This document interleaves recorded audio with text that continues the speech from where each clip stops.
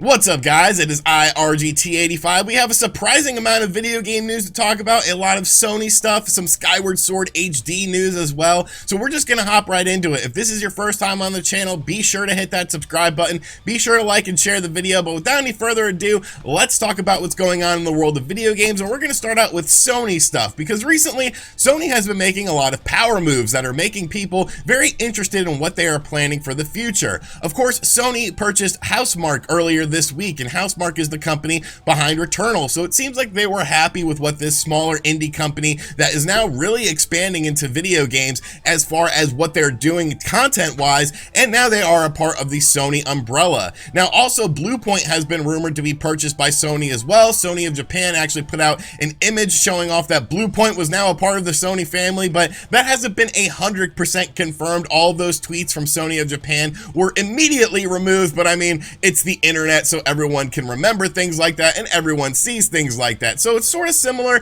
to what we're seeing Microsoft do, honestly. Microsoft has been purchasing a lot of studios as of late. Of course, they purchased Bethesda in a huge multi-billion-dollar purchase for Microsoft, and obviously a lot of people are excited to play these Bethesda games on Microsoft consoles, so it makes sense for Sony to want to get into this as well. Well, Sony actually purchased yet another studio this week, and this is a studio called Nixxes Software. I think I'm saying that right. And honestly, I had never heard of Nixxes Software before. They are a Dutch studio, but sort of looking into what they've done, it's actually very interesting for the future of the PlayStation brand, because what Nixxes Software essentially does is they port games to the PC. They've ported games such as the Tomb Raider trilogy, Deus Ex Mankind Divided, Avengers, which came out last year, was actually ported to the PC by them. So this is a studio that obviously does PC stuff. That's all they're really known for. They're not going to develop games for you or anything like that. They will just port your games to the PC. And obviously that's something that Sony has become a lot more interested in. Look at games like Horizon Zero Dawn, which came to the PC. Look at games like, of course, Days Gone, which just recently released for the PC. Sony is actually seeing a lot of success with these PC releases because you're sort of tapping into a different audience. Of course, you're able to do a lot more as far as customization is concerned when it comes to these games, ultra widescreen support and all sorts of stuff like that. And really the most impressive thing is the market is out there for these PlayStation games on the PC. People are buying these older PlayStation 4 games that you can pick up for like $10 or less used for $50 on places like Steam, and they really seem to be enjoying these games. Of course, there is the rumor that Uncharted 4 was coming to the PC as well. It was based on an internal Sony document, so it seems like Sony is definitely sort of expanding their wings into the PC market, and if it's a good business decision for them, I mean, why wouldn't you want to do this? Now, as far as like day and date stuff is concerned, as we see with Microsoft, I don't think Sony's going to go down that road anytime soon. I do think we could get to a point where a game releases on the PlayStation 5 and also comes out on the same day on PC, but I don't think we're at that point yet. But if you're taking these older games, these games that you've obviously gotten all of the life out of when it comes to your console sales, and then putting them on the PC and seeing a resurgence, it's a smart business decision. So Nixxes Software, it'll be very interesting to see what this company does in the future for Sony, but obviously it's going to be more PC ports of PlayStation games to PC players. So if you are a PC person, which I am not, I'm sure you're very excited for this, but for me, I'll just play it on the consoles, baby. But that wasn't the only announcement we got from Sony yesterday, because another rumor that we had heard about, a Ghost of Tsushima version for the PlayStation 5, actually has come to fruition, with Ghost of Tsushima Director's Cut coming to the PlayStation 5 on August 20th. Now, beyond just enhancing the game for the PlayStation 5 and having things like DualSense haptic feedback and whatnot, the game actually includes a brand new island called Iki Island. I believe I'm saying that right. And there's like monkeys on this island, so that's pretty cool. Obviously, this game was very successful for Sony. I think it actually surprised them with how well this game ended up selling, because I don't think they really expected it to sell all that great. This was supposed to be the last PlayStation 4 game, but of course that never came to fruition because they're still making games for the PlayStation 4. But I think this enhanced version of the game looks really cool and will bring in some new players into the game. However, there is a bit of controversy with this director's cut, because unlike a company like Microsoft, which just offers free updates on the games when you purchase them on the Xbox Xbox One to the Xbox Series X.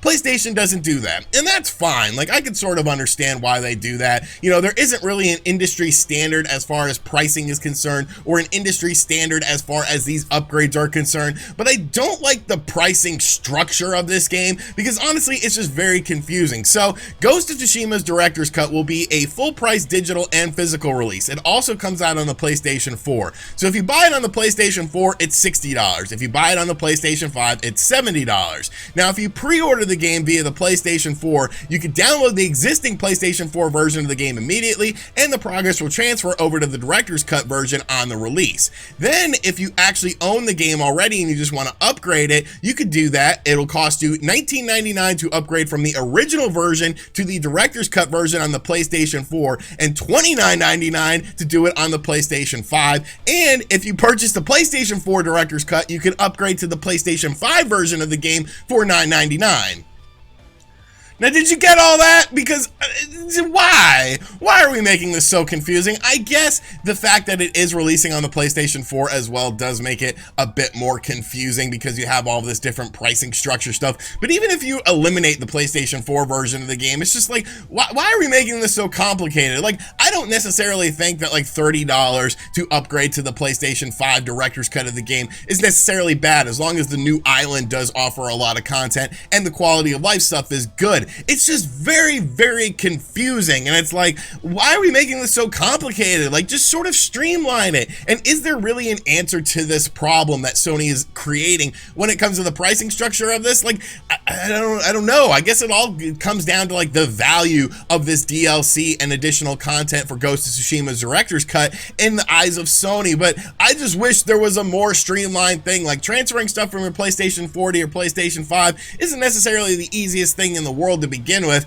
and now you have to like download this version of the game, and for $10 you can upgrade to this, but for $30 you can upgrade to that. And if you get the PlayStation 4 version, you get the PlayStation 5 version, but then there's a PlayStation 3 version as well. It's like, holy shit, just streamline this, Sony. You got to come up with a better standard for your games when it comes to at least first-party games. Obviously, third-party games can do whatever, but yes, Ghost of Tsushima's Director's Cut is coming out on the PlayStation 4, the PlayStation 5 on August 20th, and if you are upgrading to this, I mean, good luck. You're going to spend some money. I just don't know how much money.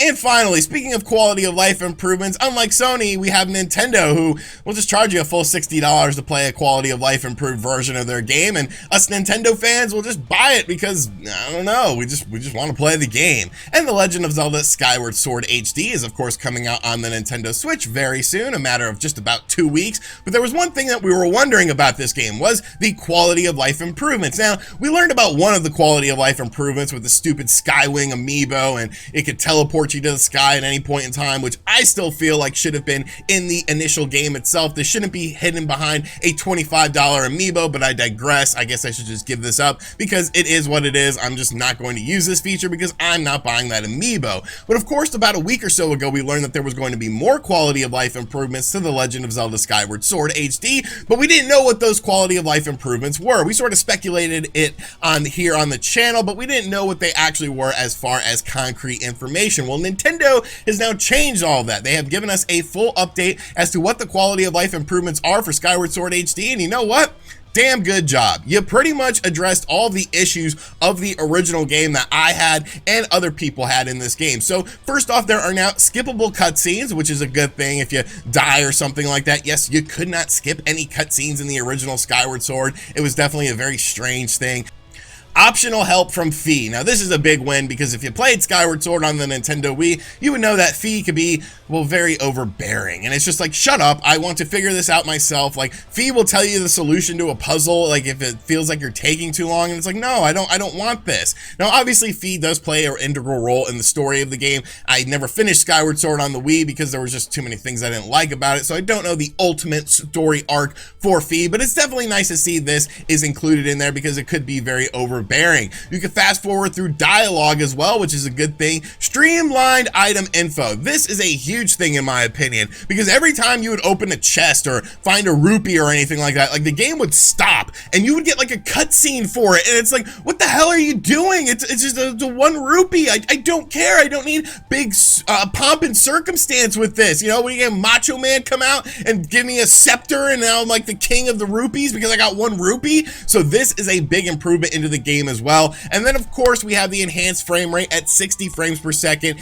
and the new control scheme in the game, which is stuff we already knew about. But I'm definitely very happy with these upgrades and the quality of life improvements in this game, because now it sounds like a much more enjoyable game. As someone who played about halfway through Skyward Sword before just giving up on the game because I did not like the motion controls and I did not like little aspects about it, I think this will make for a much more streamlined and a much more enjoyable Legend of Zelda Skyward Sword experience. So I'm really looking forward to this game now. You know, like I said, I never finished this game. This is the only mainline Zelda game that I never finished. I feel like a part of the Zelda story is missing for me because I never finished this game. So now I will be able to enjoy this game because of these quality of life improvements. So good job, Nintendo. You suckered me out of $60 for this damn game, but you know, it is what it is. Alrighty, so that is going to do it for today's video. I hope you guys enjoyed it. Be sure to let me know what you think of everything in the comments section down below. And as always, thank you guys for checking out this video. If you are new to the channel, be sure to hit that subscribe button. Be sure to like and share the video as well if you enjoyed it. And as always, I'll catch you guys on the next one. Later.